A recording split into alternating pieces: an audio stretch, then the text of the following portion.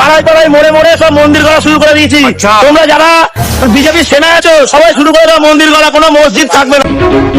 দিমাগ গরম করিস না, নইলে বিনা হাড়ি কাটে দেব বলি।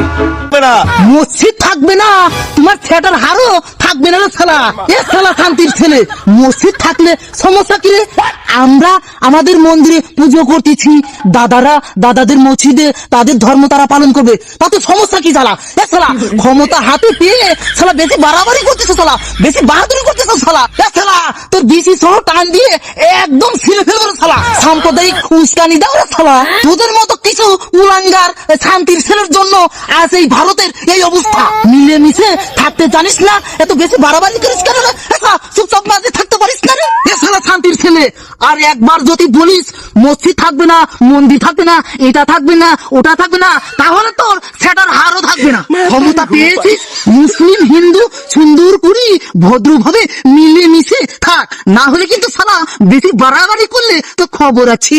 মুসলিম দাদারা যখন প্রতিবাদ শুরু করবে তখন তো তোর পিছনে মরিচ সোনহা মরিচের গুঁড়া যেরকম দিলি করে জ্বালাপোড়া শুরু করে, ছাড়া ওই রকম কিন্তু জ্বালাপোড়া শুরু হয়ে যাবে। তাই বলছি শালা